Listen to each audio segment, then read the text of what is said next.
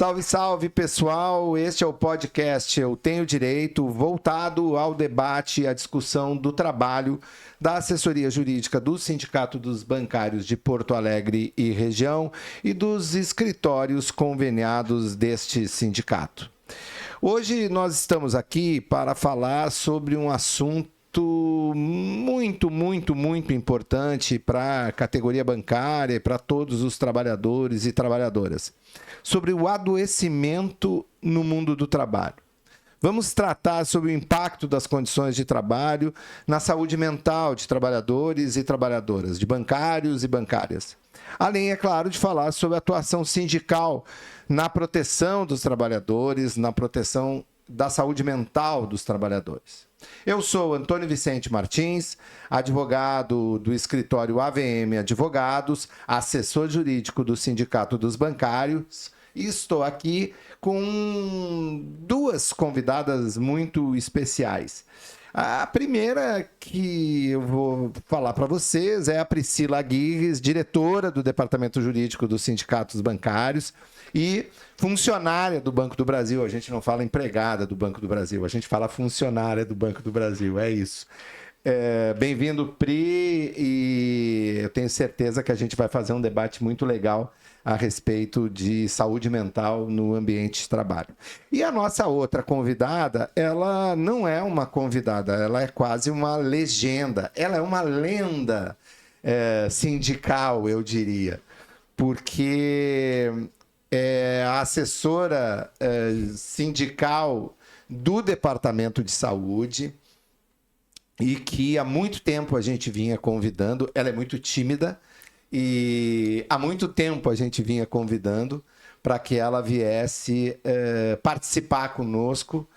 Jacéia Netes, coordenadora do Departamento de Saúde dos Sindicatos Bancários de Porto Alegre e região, e também assessora da FETRAF RS na área de saúde. A Jacéia coordena, assessora o Departamento de Saúde há muitos e muitos anos e quando eu brinquei aqui que ela é tímida e também que ela é uma lenda do ponto de vista dessa área da saúde, do trabalho, do trabalhador, eu não estou fazendo nenhuma inverdade, eu não estou dizendo nenhuma inverdade, porque a Jacéia realmente é uma das pessoas no Brasil que mais entende de saúde do trabalhador, da legislação da saúde do trabalhador, e uma das mulheres que eu conheço que tem mais o acolhimento aos trabalhadores e trabalhadoras que foram afetados de alguma forma nos últimos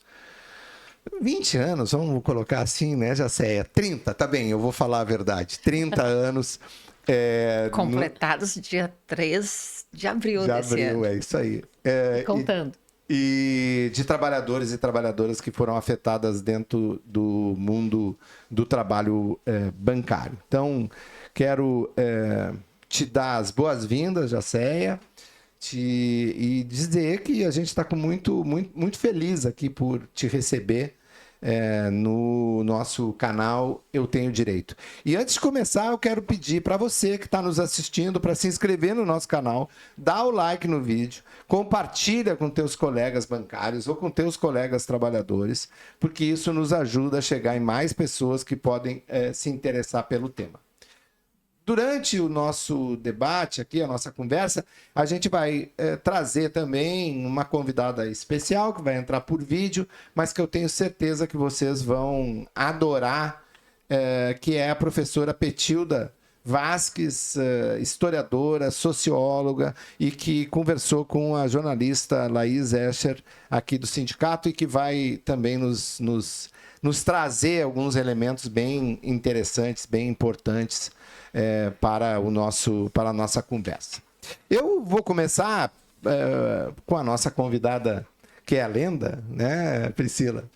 E, enfim, Jacéia, fala um pouco para nós sobre o adoecimento no mundo do trabalho nos últimos 30 anos. Só isso. É uma questão bem simples, né? Bem Mas, enfim, simples. Como que surgiu o Departamento de Saúde, sindicatos bancários, a quem que ele prioritariamente atendia, qual era a doença daquele momento, Jacéia, há 30 anos atrás. Sim. Olá, então, para quem está nos ouvindo, obrigado, Pri, obrigado, Vicente, por convidar. Eu realmente, não é timidez, eu acho que é mais claustrofobia, assim. Eu tenho medo de avião, de lugares fechados, de elevador nem tanto, mas daí eu sempre fico meio resistente, assim, com essa coisa do ficar fechado. Mas, do estúdio. Estando aqui com o Vicente, com a Pri, já dá para relaxar um pouquinho. Não gosto dessa coisa de lenda, tá? Eu sou a Jacéia, como vocês sabem, trabalho aqui no sindicato há 30 anos, né? Entrei aqui dia 3 de abril de 1995.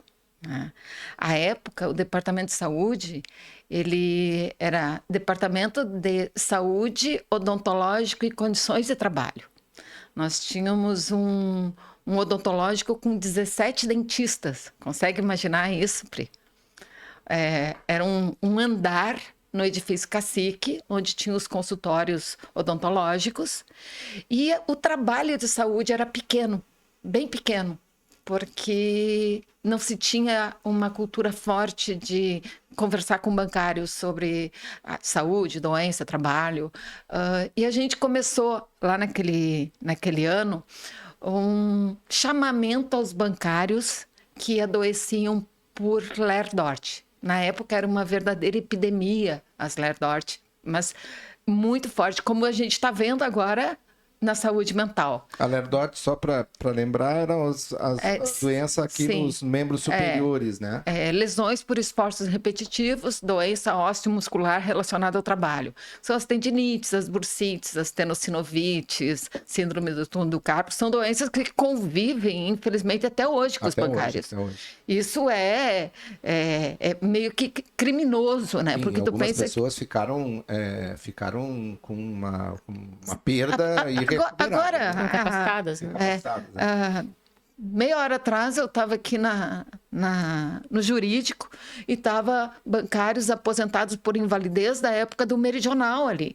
E é tão legal de ver eles falando assim, olha, tudo que eu consegui, eu só estou aqui graças ao sindicato, que me apoiou, que me ajudou lá com montar meu histórico, que brigou comigo no INSS. Então, é legal de ver assim, que o trabalho da saúde permite essas raízes, né? Que é a raiz que o sindicato faz, né? Que é o bancário que vai estar lá aposentado há 20 anos, mas sabe agradecer ao sindicato. Isso eu acho muito legal do meu trabalho. Muito boa, assim, de um trabalho que te possibilita fazer amigos para a vida. Mas deixa eu voltar, então, à história do Departamento de Saúde. Então, lá, e a gente, naquela época, os bancários não procuravam o sindicato como hoje, né? A gente estava saindo de um período de ditadura militar, 10 anos ali, os sindicatos estavam se reorganizando como uma força política, né, e não tutelado pelo Estado. E aí a gente, por força da lei, os bancos tinham que... Até hoje tem, só que hoje primeiro não emite CAT, depois não enviaria para o sindicato. Mas naquela época os bancos emitiam CATs, tinha muitos bancos públicos, né, Meridional, Banespa, o Banrisul, Grandão, enfim, era uma cultura Banestado, Banestado, isso, todos esses bancos públicos, eles emitiam as CATs e mandavam uma cópia para o sindicato. E que caía no Departamento de Saúde, e antigamente, eu acho que antes da gente assumir ali, era engavetado, ficava na secretaria, sei lá. E a gente começou a mandar cartinhas para os bancários, e olha, fulano, nós recebemos aqui a tua CAT, e nós temos um plantão especializado em saúde do trabalhador, que está aqui com a doutora Jaqueline Campelo. Na época tinha um psicólogo que já acompanhava, o Antônio Joane Cardoso, tinha um advogado, Celso Gonzato. Então, a gente mandava as cartas a partir das CATs para os bancários virem para esse plantão. E a partir dali foi se criando a cultura dos bancários virem E já na quarta-feira, na quarta esse plantão, o pessoal ficava para uma reunião dos afastados. Então, a gema do que a gente tem aqui hoje do Grupo de Ação Solidária começou lá em 95. A gente está comemorando agora, hoje, inclusive, a festa dos 24 anos do gás, mas a história é anterior, né? É bem a coisa da... Estou falando demais? Não. E eu vou se for o caso, a gente vai te perguntando também. Tá, mas esse atendimento era feito em busca da defesa, portanto, desses bancários e bancárias que adoeciam em função das lesões de esforço repetitivo. Isso foi consolidando uma marca do Departamento de Saúde, mas fundamentalmente eu acho que há uma alteração, digamos, do modo de produção dos bancos, né? E que acabam diminuindo a incidência, e até porque as nossas lutas também passam a ser do ponto de vista de prevenção das condições de trabalho, até para diminuir as lesões de esforço repetitivo, aumentando fiscalização pelo meio da ação sindical mesmo, de fiscalização das condições de trabalho. As próprias convenções coletivas começam a tratar também de estabelecer normas que estabelecem intervalos para repouso, estabelecem a necessidade de móveis adequados com ergonomia. A gente, há 30 anos atrás, não pensava que os móveis poderiam acarretar o adoecimento em função da ergonomia, né? Então, a partir daí, a gente passa a construir um processo de resistência que provoca também uma diminuição do número de adoecimentos em função da lesão de esforço repetitivo, mas a doença troca, né, Jacéia? E aí passa a ter e eu vou falar de epidemia também, há uns 15 anos atrás, a gente passa a ter uma outra doença, que vai afligindo a categoria bancária fundamentalmente, né? O que doenças são essas agora? Se a gente pensar num corte no mundo do trabalho, né, a gente vai ver que tem as reestruturações que elas vão acontecendo nos anos 80, teve uma reestruturação que se consolidou muito forte nos anos 90 com as demissões, os PDVs em massa, né? Aquela mudança do tipo de negócio dos bancos. E agora a gente está vivendo uma outra reestruturação, uma outra onda, né?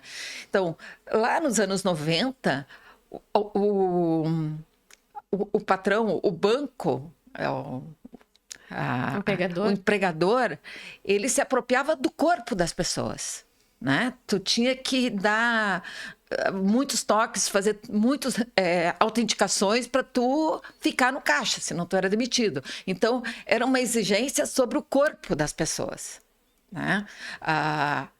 O caráter repetitivo do trabalho bancário era muito forte, né? E foi nessa época aí, nos anos 90, que a gente construiu a NR17, que é a NR que estabelece um padrão de como é que tem que ser um trabalho de escritório, né? Com a cadeira adequada, com a mesa sem quinas vivas, tarará. Então, várias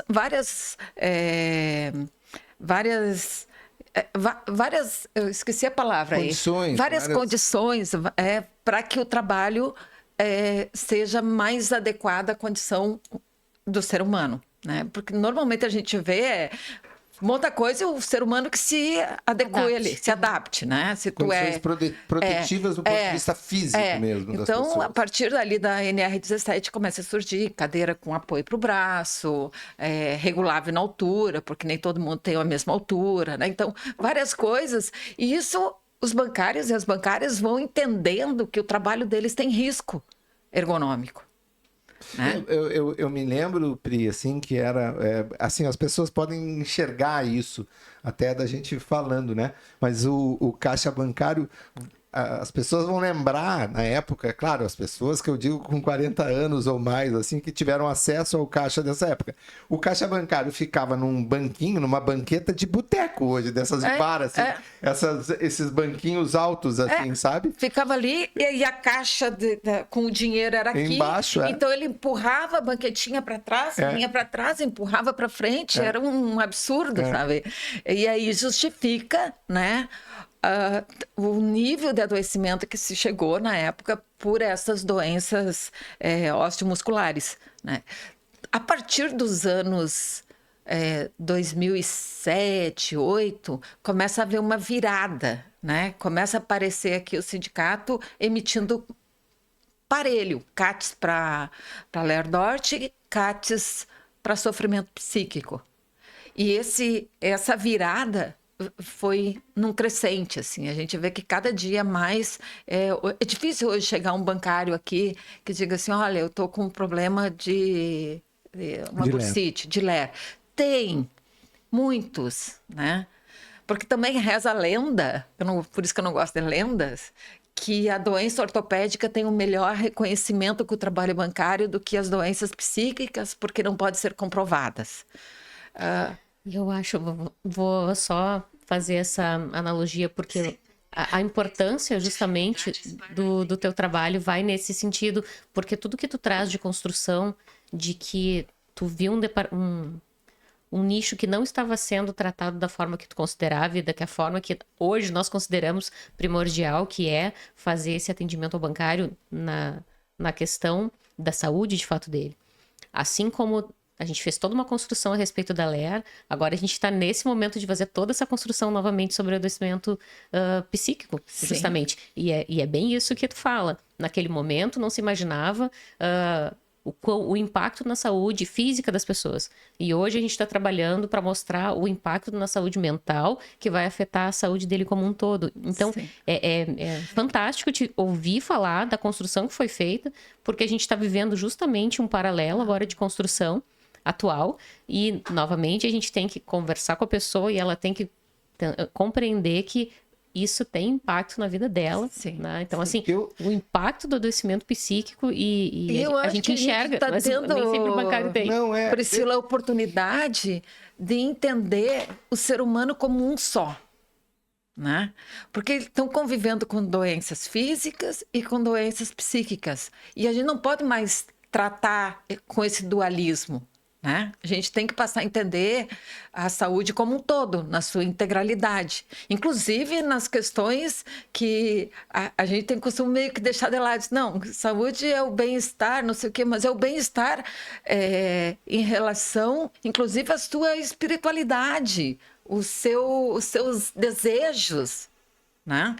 E isso parece que a gente vai botando para baixo do tapete, né? Vamos cuidar aqui a meta que está abusiva, não sei, e está abusiva, e está massacrando, e está adoecendo, mas eu acho que é hora da gente também dar esse up de pensar no todo da saúde do trabalhador e da trabalhadora.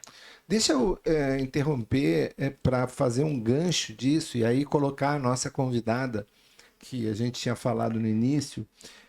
A gente gravou uma conversa da professora Petilda Vasques, que é historiadora, socióloga, e que vinculada à Universidade Federal da Bahia, e que ela vai falar um pouco sobre isso, um pouco sobre a história do adoecimento mental na categoria bancária.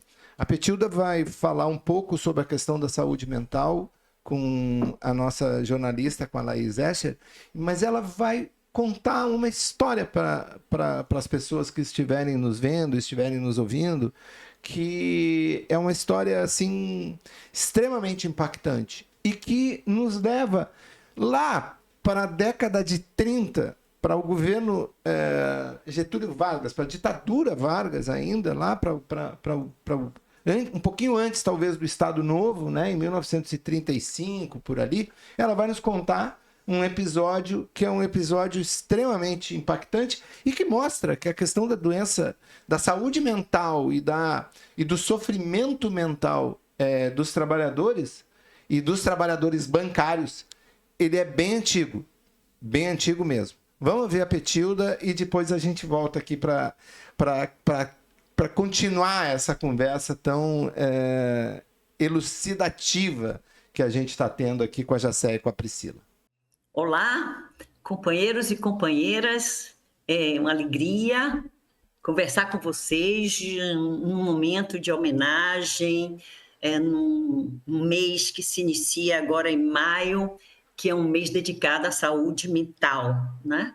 E eu tenho feito no meu canal, Conversas com Petilda, tematicamente, né, desenvolvo ao longo do mês essas questões. E o convite de Vicente muito me honrou, desse amigo que confia, né, que me chama, que lembra de mim, aqui, né, em Salvador, né? Sei que é uma terra que ele gosta muito e está nesse momento aí com vocês, trabalhadores, trabalhadoras, e refletindo, enfrentando os desafios, né, com coragem, com motivação, com motivo de ação.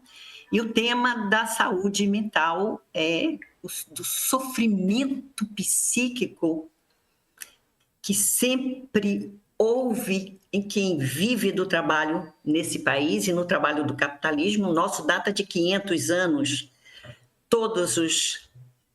quem vive do trabalho conhece, foi assim com os indígenas, com os escravizados, e a gente enfrenta hoje o sofrimento psíquico como o sentido diferente de quem quer desqualificar o sofrimento psíquico no trabalho, que chama de indústria, né, da violência moral, do assédio moral, é realmente uma produção industrial do sofrimento, né, de alma, que afeta o corpo, que compromete vocações, juventude, vida, tempo de trabalho, de satisfação das possibilidades de prazer que o trabalho é capaz, sim, de realizar, mas como diz o psicanalista Christian Dunker, né, na sua obra, numa coletânea com Safatli e um outro psicólogo, o neoliberalismo como gestor do sofrimento psíquico, né, promove, cuida para que ele se realize como forma de produtividade. Bem, eu, como pesquisadora das lutas, do movimento sindical, da história do sindicalismo, de 1930 até contemporaneamente, eu tive a oportunidade de encontrar, né, documentos, memórias, depoimentos de graus de sofrimento até então desconhecido pela categoria aqui em Salvador de bancários, quando da construção da sua história de lutas. E eu vou trazer aqui um momento, uma experiência que é marcante na luta sindical, das mais duras e que também se repete na atualidade, que é a questão do suicídio, por não suportar, por estar devastado na experiência do trabalho, que é da fundador do Sindicato dos Bancários da Bahia, que foi fundado em 1933, em pleno governo provisório, né? José Muti de Carvalho. José Muti de Carvalho foi um dos fundadores, uma líder, mais do que fundador, ele era uma grande liderança dentro do segmento de bancários na Bahia. Eu recebi da irmã dele, 50 anos, 60 anos depois, a carteira de identidade dele, que era uma carteira que, quando se abria, caía uma página onde ele era identificado como primeiro lugar no concurso público do Banco do Brasil, sendo, portanto, responsável pelo comércio do ouro na região, podendo convocar forças civis e militares, caso se faça necessário. Muti era as cartas que eu tive dele, ele na clandestinidade, né? Cartas em inglês, porque ele participou das greves, liderou greves de 1934, 1935, quando esse movimento tinha uma força e uma motivação não do conflito de interesse como fim, né, de pautas de reivindicação, mas de luta de classe, pensando as regras das relações entre capital e trabalho, né? A perspectiva de se pensar o coletivo. Muti conseguiu provar que a greve tinha sido legal e a participação dele. Então, ele é reintegrado. Ele consegue provar legalmente. Ele é reintegrado na categoria. Mas nós estamos falando de 1935, 36, o fascismo, a expressão da extrema-direita, né? Nessa época, era dada pelo movimento integralista, que estava dentro dos sindicatos, que disputava, né, a polarização. Essa liderança que criou o sindicato e o MUT eram lideranças comunistas, né? Então, muito polarizado. O que é que faz que a instituição, a concepção de perseguição faz com o MUT? Transfere ele da capital para uma cidade do interior da Bahia, Jequié, que era o centro do integralismo à época. Ele vai, mas no meio da viagem ele volta para Salvador e se suicida quando ele vê todo o desmonte, toda a força das lutas dos trabalhadores à época, e lutas essas que integravam uma concepção de criação de uma previdência controlada pelo segmento de trabalhadores, né? Os IAPs, a gente sempre entende que foi Vargas quem concebeu, mas essa era uma luta do início da década de 30, né? sob o controle dos trabalhadores. Isso garantia uma autonomia ou mais, uma soberania sobre poupança pública, na perspectiva de política de benefícios para os trabalhadores, né? de determinadas categorias. Ele volta em 1º de maio, ele dá um tiro na cabeça. Eu tenho isso descrito ou escrito num bilhete de um dos grandes companheiros da direção do sindicato, com quem ele se comunicava com cartas em inglês, para que, caso fosse capturada a carta, poucas pessoas à época sabiam ler inglês. Quando ele se comunicava, essa documentação toda foi guardada por esse companheiro dele. Então, em 1º de maio de 1937, quando já se anunciava um regime ditatorial, de perseguição, de prisão, de fechamento de sindicatos ou de devassas dos sindicatos, da luta dos sociais e especialmente de lideranças dos trabalhadores, ele dá um tiro na cabeça, né? Então, é até descrito na têmpora esquerda, ele vai dar um tiro. Isso em 1º de maio, dia significativo. Ele tira a vida, não suporta, devastado. A tragédia não termina aí porque no 1º de maio do ano seguinte, a mulher dele toma um copo de veneno e se suicida também. Então, a gênese do sindicato é marcado por essa violência moral e por esta luta de vida e morte, né? No Sindicato dos Bancários. Atualmente, o que a gente vê é que a situação se repete, né? É possível não só testemunharmos a luta, a polaridade, a radicalidade de uma extrema-direita, onde a vida não vale nada, a violência, o cancelamento. Eu acho que o assédio moral é pouco, mas eu já chamo assédio-violência moral, né? E acontece o suicídio no trabalho. Lembrando, eu não sei se vocês testemunharam aí, estão acompanhando os cancelamentos como uma forma de morte em vida, de quem se expõe, de quem consegue, de quem tem fala, de quem tem autonomia, de quem tem capacidade analítica, de quem tem integridade, de quem denuncia, né? Eu lembraria aqui o suicídio do reitor de Santa Catarina, né? Perseguido, violentado física e psicicamente, que não suportou. Estamos assistindo também uma resistência extraordinária de um professor de direito na USP, né? Então, que está sofrendo com os mecanismos tecnológicos, com algoritmos, com redes sociais, aqueles que ousam pensar criticamente, pensar profundamente, ganham voz, têm o que dizer, né? Argumentativamente. Temos também, paradoxalmente, a luta criativa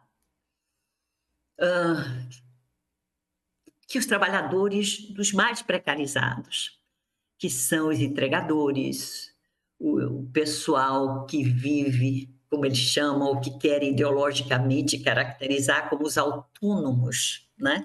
Os empresários de si mesmo, que muitos se acreditam ainda em boa parte do Brasil, mas isso já se transforma num movimento belíssimo, importantíssimo, com validade para todos os segmentos de trabalhadores no Brasil, que é o VAT, Vida Além do Trabalho. Esse na minha opinião, do que eu tenho observado, do que eu tenho participado de discussões com lideranças, é uma das manifestações e experiências de luta que recompõe, que restaura a dimensão de luta de classes, né?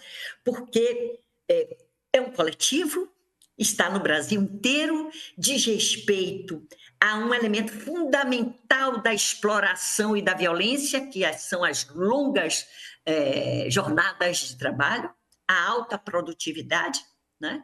Então, com uma exigência de jornadas 4x3, trabalhar 4 dias, descansar 3, ter 3 de repouso, para que tenha vida, né? Familiar, cultural, formativa. Isso nós temos assistido e temos que abraçar, entender. Eu tive a oportunidade de, em novembro, ter ido para um debate em São Paulo, aí no Instituto Perseu Abramo, né? Instituto que pensa as políticas, os debates, as formulações, de planos ou de linguagem, de narrativas e de ações do Partido dos Trabalhadores. Teve ao meu lado uma liderança, né? E estava com professores, doutores, estudiosos, acadêmicos. E eu ouvi uma coisa que era o seguinte: mas não tem uma organização ainda. E aquilo me ecoou muito ruim, porque o que eles têm, a visão que temos tradicionalmente de organização, tem resultado em um espelho do que se imagina a organização do capital, né? E quando eles têm uma experiência organizativa tecida no motivo da ação, e de uma ação que é de um coletivo que transcende a um conflito específico do interesse, de uma pauta como um fim em si mesmo. Então, eu acho que temos que alimentar isso, observar isso, para que de forma positiva se ganhe o gosto pela vida em tempos de necropolítica, de vida que não vale nada, de alienação profunda, né? de banalização do mal, para citar aqui uma referência bibliográfica de um psiquiatra francês, né? O Christophe Dejoux, A Banalização da Injustiça Social. Mas são muitos os estudos, as pesquisas, né? E o que a gente tem é que olhar para as possibilidades, né, de enfrentamento que tenha como elemento central, elementos ou pilares, né, a dimensão coletiva humana, né, de restauração de gosto pela vida, de profunda solidariedade entre nós, onde o outro não seja um estranho, enquanto diferente, enquanto geração, enquanto cultura, enquanto processo, enquanto ramo, segmento de trabalho, mas, acima de tudo, aí vou pensar em encíclica do Papa, né? Fratelli tutti, todos irmãos, né? Irmãos de classe, com coragem, com, como diz o verbo, esperançar, né? Mas, acima de tudo, muita coragem, muita responsabilidade política sobre a vida de cada um e de nós todos. Então, a gente acabou de ouvir a entrevista da professora Petilda Vasques. Eu tenho certeza que traz muitas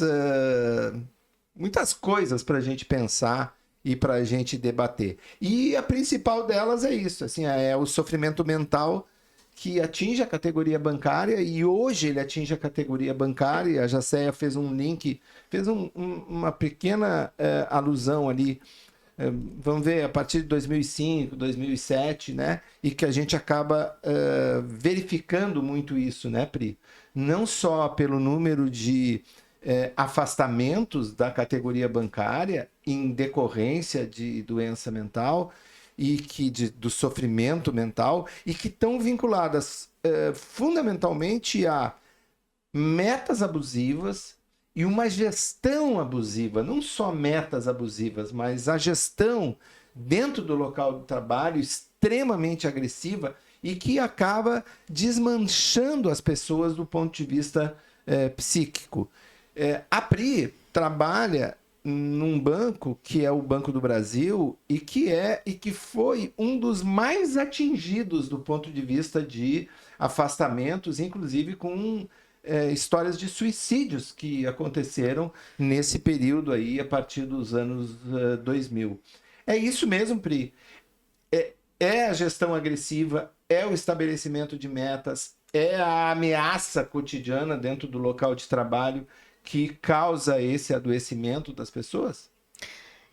Olha, Vicente, a gente fez, né, já saiu ano passado, se eu não me engano, uma ação via Contraf, né, bastante intensa com respeito a divulgar a questão do adoecimento mental. E aí, quando a gente conversa com as pessoas, a gente tem alguns, já falei com a Jacéia sobre isso em outro momento, elas se dividem em algumas categorias, assim. O colega que ele exprime, ele tá te falando toda a sobrecarga que ele tá passando, e aí, assim, é pelo atingimento do número, mas também é como ele é tratado. Então, assim, e aí eu falei, numa desses atos, eu falei sobre isso. Não é porque a pessoa está dentro de um ambiente com ar-condicionado, com um móvel adequado para ela fazer o trabalho dela, na frente do computador, atendendo o cliente física, presencialmente ou por telefone, que esse é o suficiente para que ela tenha boas condições de trabalho. Então, quando tu tem um número para ser atingido e esse número não é passível de ser atingido de uma forma que seja ética, confortável e que tu sabe que tu tem que te concentrar e fazer. Se tu tem uma tarefa de que tu sabe que tu não tem como entregar, já começa aí. Então, sim, os números abusivos já traz toda uma carga para o trabalho, para o trabalhador, que ele vai, ao longo do tempo, adoecendo. Mas a gente tem um segundo viés, que é como essa meta é colocada. Então, é uma construção, o número abusivo, porque ao longo do tempo tu vai ficando exausto. Mas isso é muito mais rápido no momento em que tu não consegue fazer uma entrega na velocidade que se quer. Porque não basta entregar. Tu tem que entregar na velocidade que se quer que tu entregue. E isso é a gestão abusiva. Então, nós temos entregar na velocidade que querem, a meta aumenta. Aumenta, porque se tu consegue fazer, tu pode fazer melhor. Claro. Então, eu acho que eu gosto de fazer essa construção, porque a gente tem que fazer essa construção até para a própria pessoa identificar o quão adoecida ela está. Porque nós vemos colegas em situações assim que eles estão falando para ti o absurdo que é e não se dão conta de que isso é adoecedor. Eu estava conversando com um gestor há um tempo atrás, ele me dizendo, tá, mas isso é normal, eu acordo 3h30, 4 horas da manhã, não consigo mais dormir. Eu disse, não, isso não é normal. Isso não é normal. E isso só me mostra o quão adoecido tu também está, né? Então, assim, a forma como tu tá tratando o teu subordinado, que são gerentes de relacionamentos e assistentes, evidentemente que ela tá contaminada porque tu mesmo está adoecido. Então, a gente vê isso que a estrutura é essa, né? Os números são abusivos e isso vai adoecer com o tempo. E a gente está vendo um pico, né, Jaceia, de adoecidos, mas a forma como as cobranças são feitas, isso agrava e acelera muito mais e intensifica, levando aos pensamentos suicidas. E aí, assim, aqui no sindicato a gente tem esse departamento tão reconhecido no teu trabalho, na equipe que trabalha contigo, que é justamente o acolhimento a esse colega adoecido e também todo o trabalho que está sendo feito na prevenção, né? E aí a nível com tráfico, com todas as ações que são feitas, porque como é algo normalizado dentro das instituições, as pessoas demoram muito para perceber que elas estão adoecidas, né? Então, assim, é todo esse trabalho de construção e aí a gente faz esse link com o atendimento jurídico, porque a expertise que a gente vai acumulando ao longo desses atendimentos, falando com as pessoas que às vezes nos procuram por um motivo, mas a gente consegue identificar que tem outras coisas mais complexas acontecendo, eu acho que esse é o grande debate do programa, que é justamente a gente mostrar tudo que é feito, né, para prevenção, acolhimento e cuidado com esse bancário que chega para nós adoecido, né? Mas é muito impactante, Vicente, isso que tu fala, porque tem essa distinção, sim, o geral para todos. As metas são abusivas e elas vão adoecendo a categoria bancária com o tempo. Mas tem um fator que acelera esse adoecimento, que é a gestão abusiva. Então... Eu acho assim que tem algumas outras reflexões assim, e que muitas vezes a gente enfrenta. Assim como a Jaceia, ela está há tanto tempo aqui no sindicato, eu também estou há tanto tempo no sindicato, eu estou há mais tempo até que a Jaceia, mas o que eu diria assim, eu acho que as duas doenças principais que atacam essas categorias, essa categoria de trabalhadores, tá? E ataca outras categorias também de trabalhadores, são doenças invisíveis. Então e isso é um elemento que nós demoramos muito para elaborar, né? Tanto a Jaceia como assessora na área da saúde, quanto nós na área da assessoria na área jurídica mesmo. Quais são as doenças invisíveis? A Ler-Dort é uma doença invisível, porque ela, apesar de a partir de um determinado momento, até alguns exames, eles possibilitam que veja que há uma inflamação, etc., em algum tecido da pessoa, ela é invisível do ponto de vista de que a resposta àquela inflamação ela é diferente de uma pessoa para outra, do ponto de vista da dor, do ponto de vista de como essa pessoa vai enfrentar aquela doença psicologicamente, né, da saúde mental dessa pessoa. Tem gente que vai ficar muito depressiva com relação à limitação física que ela teve, etc. Então, a reação disso é invisível. E o segundo é a doença decorrente de um sofrimento mental, que ela é digamos assim, os primeiros sintomas dela, elas são invisíveis. É claro que ela pode chegar a um ponto de uma depressão e até de uma tentativa de suicídio, por exemplo, que aí vai ser muito visível para as pessoas, mas a causa, ela vai ser invisível. Então, a gente muitas vezes, e isso é uma dificuldade muito grande, primeiro porque os bancos, eles acabam tendo uma postura negacionista disso. E ela é negacionista, propositadamente negacionista. Posso te interromper um pouquinho? Pode. Segundo que o INSS também tem uma postura negacionista quanto a isso. Porque o INSS teria a responsabilidade de combater os bancos e os empregadores quanto às causas que acarretam o acidente, a doença, né?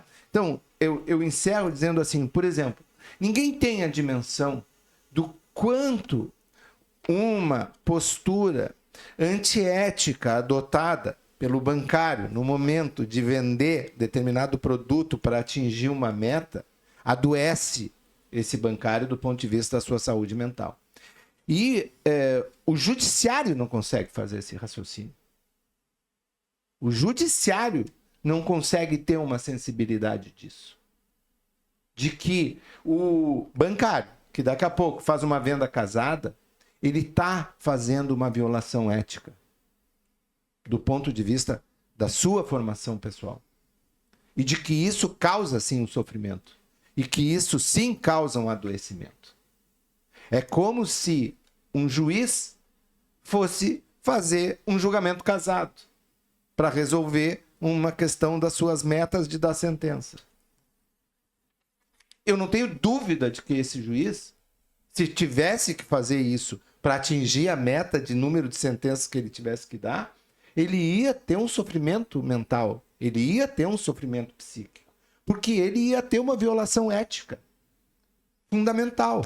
Já tem um estudo sobre isso, né? E eles não têm essa sensibilidade, muitas vezes, para fazer essa análise. Eles que eu digo, todos os operadores do direito, inclusive os advogados, que às vezes tratavam essa questão de doença mental quando eram apresentada para eles. Tá, mimimi. E acho que até é pior com mulheres, tá?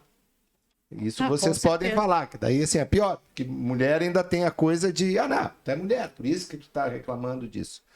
Jacéia, prometo que eu te dou agora... Eu tenho um monte de coisa para falar sobre o INSS.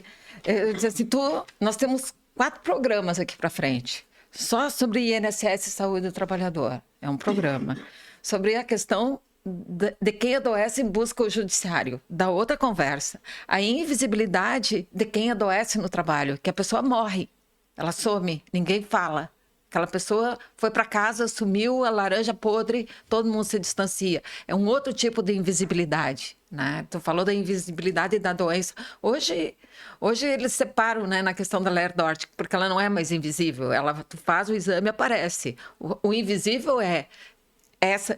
Por que a Pri tem uma eco alterada e não sente dor e o Vicente, que a tomo dele parece menos grave e ele tem mais dor. E aí a dor é da gente, quem sabe da dor da gente é a gente, né? Mas eu queria falar também um pouquinho que tu falaste sobre o negacionismo dos banqueiros dessa problemática que está aí da saúde mental, né? Dessa epidemia. Eu acho que não há negacionismo.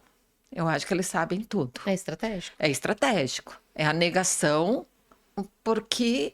E eu tenho provas disso. Porque em 2006, eu já contei essa história, me desculpe quem já ouviu. Em 2006, eu estava num grupo de pesquisa na PUC, tinha terminado o mestrado, e teve um congresso de saúde e segurança no trabalho promovido pela FEBRABAN. Eu me inscrevi, o sindicato pagou a inscrição, caríssima, por sinal. Fui lá. E 2006, gente, os médicos dos bancos, e eu me lembro claramente, era uma médica do banco, na época tinha o Banco Real, dizendo assim, o que a gente tem que entender que a medicação é instrumento de trabalho. 2006, eles sabiam do quanto que ia afetar a saúde mental, mas era para dizer assim, tudo bem, tu tá deprimido. Tá aqui o Lexapro, tudo bem, tu tá ansioso, tá aqui o Rivotril. Então, coisas que a gente ficava, apareceu uma CAT aqui sobre o sofrimento psíquico. Eles estavam lá na frente, os bancos estão 20 anos à frente da gente. Nós estamos em 2025 falando em epidemia, eles falaram em 2006. Eu fui testemunha ocular, gravei. Então, e aí eu fico pensando nas histórias que eu ouço aqui, ao longo desses anos, né? E tem uma história que me impactou muito e que inclusive foi o nome de um documentário que eu recomendo para quem estiver nos assistindo, que vá lá e assista o documentário Quem Tá Doente é o Banco. Já ouviram contando essa história? Conversa muito, né, com a questão que a Petilda traz. Então, tapa os ouvidos, Vicente. Mas que eram Não, já assisti, mas não lembra da... Conta para nós de novo. Então, eu estava aqui no departamento de saúde, chegou 2 bancárias. Uma, digamos assim, era chefe do segmento do Banco Safra e a outra era a comercial desse segmento, né? Só que a chefe estava sendo trazida ao sindicato pela subordinada. E a chefe estava chorando e dizia assim, eu não aguento mais o banco, eu não aguento. E aí a subordinada disse assim, tá vendo? Fica chorando, mas se nega a tomar remédio. Não quer tomar remédio, fica aí chorando. Ela disse, mas eu não quero tomar remédio porque não sou eu quem está doente. Quem está doente é o banco. Essa história me toca até hoje, assim, porque eu lembro delas contando, né? E daí eu pergunto que era subordinada, tu usa medicação? Mas é claro, de manhã um antidepressivo, durante o dia a balinha. Sabe o que é a balinha? Não. É o Rivotril. E à noite... Que é para acelerar. E à noite o Stilnox para dormir. Eu vivo com esses 3 remédios. E aí tá, olha, isso aconteceu em 2014, a explicação do que foi falado lá em 2006. A medicação como instrumento de trabalho. E aí a gente chega nesse momento atual com a mídia falando, né, de 500 mil de afastados no INSS por doenças mentais. 500 mil. E quando a gente pensa que 500 mil de brasileiros estão recebendo benefício no INSS por doenças mentais, e se dá conta que apenas 36% dos brasileiros são seletistas. Ou seja, daquele universo que está lá no INSS, dos trabalhadores do Brasil, estão no INSS nem 40% dos brasileiros. Estão abrangidos pela...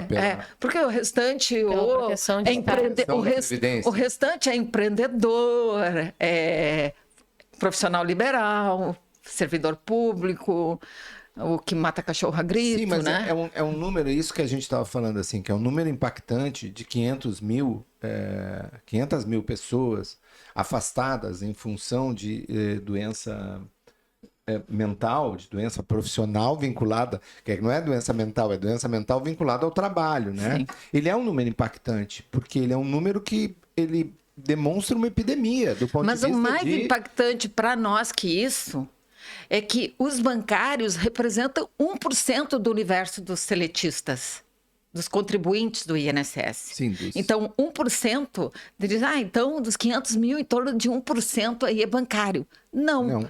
De cada 10 segurados do INSS que buscam benefício lá por doenças psíquicas, 3 são bancários. E relacionam essa doença com o trabalho, que é o elemento essencial. Fora o recorte da grande massa que trabalha doente. Fora o presenteísmo, não se afasta, Fora o presenteísmo. Continua agravando o seu estado porque não busca auxílio, né? Fora o que tá vai para o medicamento afasta, vai, justamente. Mas assim, nós temos algumas categorias dentro desse medicado que não se afasta, porque a população bancária é muito medicada. Então, assim, esses são os que estão em licença saúde. Mas nós temos uma massa muito, muito maior, que são aqueles que usam medicamento, mas que não se afastam. E aí, assim, motivos variados. Pela carreira, pelo seu salário, pela PLR, por vários motivos. Aquela pequena parcela que não usa medicamento porque conseguiu trabalhar de uma forma que usa outros meios para lidar com o estresse e que olham naquele que está adoecido, culpabilizando aquele que está adoecido como se a culpa fosse dele. Então, assim, ninguém quer ser laranja podre, né? A gente falar sobre isso, porque assim, os números são impactantes, mas nós que estamos trabalhando com o bancário, tanto a questão jurídica quanto a questão da saúde, que muitas vezes se misturam, a gente enxerga a grande massa, e esse número de fato é muito assustador, porque a gente sabe do quantos trabalham medicados e o quanto aqueles que ainda não estão nessa fase estão perto. E tem um outro elemento, eu acho, Pri, assim, que a experiência da gente fazendo esses atendimentos também, ele relaciona. Tem muita gente que acaba não reconhecendo o adoecimento por preconceito da questão mesmo do adoecimento. Não é só a questão de não querer virar a laranja podre, não ficar invisível, que nem disse a Jacéia, ou não perder a PLR, ou não perder a complementação salarial, ou o salário que ele tem, etc. Não é só isso. Mas é também o fato de reconhecer a doença. Reconhecer que está doente, né? Eu li um livro há pouco tempo atrás também, que tratava um pouco desses processos de reestruturação na França, nas fábricas de automóveis e também nas empresas telecom, né? E que houve um número muito alto de suicídio nas empresas de automóveis, na fábrica da Renault, na fábrica da Peugeot e nas empresas Telecom, na France Telecom, decorrente de processos de reestruturação que nós tivemos aqui e que nós também sofremos isso dentro dos bancos, de um número elevado de suicídios. E muitas vezes não era o cara que foi demitido que se suicidava ou alguma coisa assim, mas sim era o chefe do setor que tinha que decidir quem ele ia afastar para o processo de reestruturação. Então é um processo muito complexo e que causa sofrimento por diferentes causas, digamos assim, né? E eu acho que esse é uma reflexão, mas eu perguntaria para vocês, porque a gente também está já com pouco tempo, e eu acho que é importante isso, e talvez esse seja o primeiro episódio, Jacéia, da gente voltar para tratar de outros, como tu fizeste uma sugestão aqui, mas o que o Sindicato dos Bancários de Porto Alegre e região e o movimento sindical vinculado à área do ramo financeiro está pensando e está fazendo para poder construir políticas de resistência? O que os sindicatos estão fazendo para construir essa política de resistência? Priscila, Jacéia, eu sei que vocês estão no meio também de construção de algumas ações aí que eu acho que são importantes. Tu ou eu? Primeiro.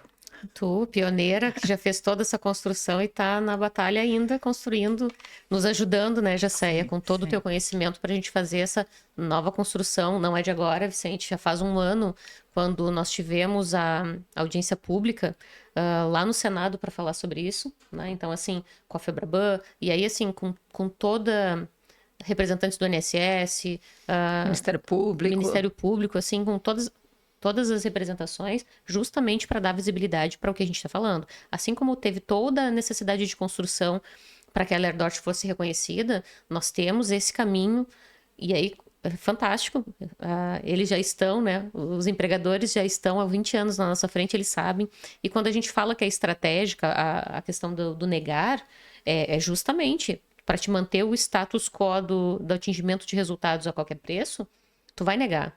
E justamente essa... como foi o Adalto falando na época, né, que não há nexo causal entre o adoecimento, que é a sociedade que está adoecida. Nossa, foi um esforço muito grande para todos nós. O negociador da FENABAN, né, para quem não sabe. O nosso grande esforço de resiliência naquele momento, porque bater, né? É muito difícil, porque assim, todos nós somos atores desse grande cenário que está acontecendo e nós acompanhamos o dia a dia. E nós vemos aquilo ali.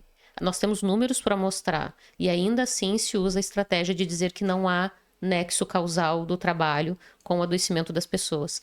Então, assim, os números mostram, né? As pesquisas foram feitas, e não por nós necessariamente, mas utilizando os órgãos oficiais, para justamente a gente desenhar essa construção do trabalho bancário como ele é hoje, adoecedor para a pessoa. Então, assim, são mecanismos que a gente busca para fazer essa construção de mostrar o trabalho é adoecedor do jeito que ele é feito, mostrar que em função do assédio moral que existe para que a pessoa se violente. E aí, assim, essa questão da ética é um ponto, né? De tu fazer aquilo que tu não considera certo, mas lidar com essa frustração constante de saber que aquele número tu sabe que não vai ter como conseguir. E essa sensação de incapacidade, de impotência, que não deveria estar presente, porque as condições de trabalho deveriam ser aquelas de que eu tenho um trabalho e eu vou me aplicar para efetuar esse trabalho para a gente chegar no resultado. Esse seria a condição ideal de trabalho. Nós já temos um desajuste no momento que eu tenho um número que ele é baseado em um contexto muito específico. Então, eu sou matemática, então, assim, quando me apresentavam esses números como se ele fosse linear, porque se eu vendi 20 hoje, então se considera que eu vou vender 20 todos os dias, desconsiderando completamente o contexto. Então, a máquina faz a estimativa de que se fez hoje, faz amanhã, mas a pessoa que está ali gerenciando e gerindo aquela equipe, ela é uma pessoa, ela tem obrigação de conseguir fazer essa mensuração. Agora, até esse gestor também está sendo pressionado. E as escalas vão subindo e daqui a pouco elas perdem o rosto. E aí é o sistema financeiro que é assim. Então, essa construção de mostrar o que a gente enxerga com dados é o que o movimento sindical faz. De fazer um cerceamento desse discurso de que uma coisa não tem a ver com outra, mostrando que é assim. E que tu negar é uma estratégia de manter como está. Então, são várias áreas. Acho que a Jacéia aí me ajuda muito nessa explanação, porque são várias áreas buscando se interrelacionar para mostrar por todos os lados que sim, a realidade é essa, não adianta negar. A realidade é essa e o caminho para que a gente busque uma melhor condição de trabalho e pensando nessa mão de obra que está adoecida e ela vai se tornar escassa, né? Vou parar de falar para a gente poder falar. A gente aponta o caminho. A questão... Né? A questão é a gente conseguir efetivar essas ações que a gente propõe. A questão é que ações que a gente pode fazer para aumentar a consciência do colega bancário de que ele pode estar doente e também para construir políticas de resistência a isso. E que ações que a gente está fazendo, Jacéia? Eu sei que a gente está montando uma espécie de um checklist para ser passado nos bancos. O que é isso? Qual é a ideia disso? Antes de chegar no checklist, eu só quero recuperar um pouquinho quando vocês falaram ali do bancário presente, doente, né? Que a primeira coisa que o sindicato faz é acolher os bancários que chegam aqui. E acolher de uma forma que desculpabilize eles, porque eles chegam absolutamente culpados. E aí vamos conversar um outro dia sobre ideologia do trabalho. Né? Que quem adoece se sente culpado, se sente responsável, se sente um fingidor. Que finge que sente dor, a dor que deveras sente.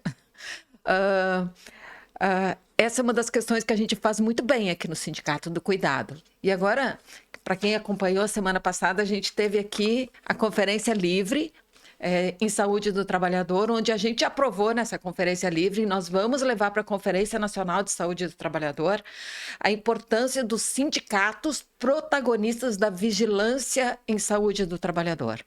A vigilância, ela é constituída, né, dentro da lei orgânica do SUS, ela está ali, a vigilância sanitária e a vigilância epidemiológica, que são as vigilâncias que são responsáveis pelo campo da saúde do trabalhador, e nós estamos disputando o protagonismo dessas ações, onde a gente possa notificar os agravos no sistema do SUS. O que a gente ganha com isso? A gente bota luz na realidade dos bancários. O que é notificar os agravos no sistema? Existe um sistema dentro do SUS que só quem pode notificar lá, como se fosse uma CAT.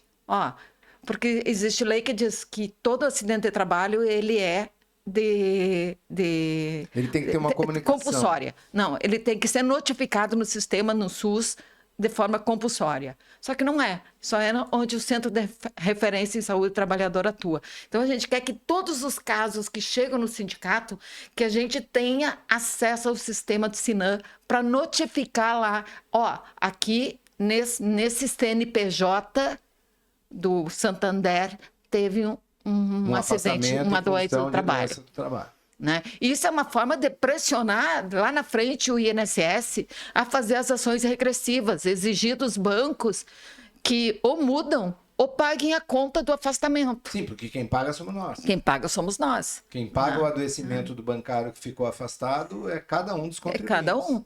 E o banco lá, que é o banco poderoso, o Bradesco, Santander, Itaú, tá nem aí. Ele não está nem aí para pagar essa conta. Não está nem aí. Mas também a gente está construindo, então, trazendo mais uma ferramenta aqui que o sindicato está elaborando. A gente já fez em outros momentos, operação de olho na saúde, tudo tem limite, que são